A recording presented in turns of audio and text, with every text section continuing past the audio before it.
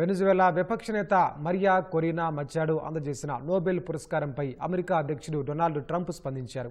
ఆమె ఇచ్చిన నోబెల్ పురస్కారాన్ని అంగీకరిస్తున్నట్లు తెలిపారు. మచాడోతో సమావేశం కావడం గొప్ప విషయమని తన సామాజిక మాధ్యమం ట్రూత్ సోషల్లో పోస్టు చేశారు.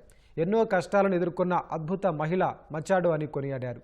శాంతి కోసం తాను చేస్తున్న కృషికి గుర్తింపుగా నోబెల్ బహుమతిని మచాడో తనకు అందజేశారని ట్రంప్ తెలిపారు. పరస్పర గౌరవానికి ఇది మంచి సంకేతమని పేర్కొన్నారు. చివర్లో థ్యాంక్ యూ మరియా అని ట్రంప్ రాసుకొచ్చారు. తనకు లభించిన శాంతి బహుమతిని అధ్యక్షుడు ట్రంప్కు ఇస్తానని మచాడో గతంలోనే ప్రకటించారు. ఆమె వ్యాఖ్యలపై నోబెల్ ఇన్స్టిట్యూట్ ఇటీవల స్పందించింది. ఒకసారి నోబెల్ ప్రకటించిన తర్వాత దానిని రద్దు చేయడం లేదా ఇతరులతో పంచుకోవడం కుదరదని స్పష్టం చేసింది. కమిటీ నిర్ణయమే అంతిమమని, అందులో ఎటువంటి మార్పు ఉండబోదని పేర్కొంది.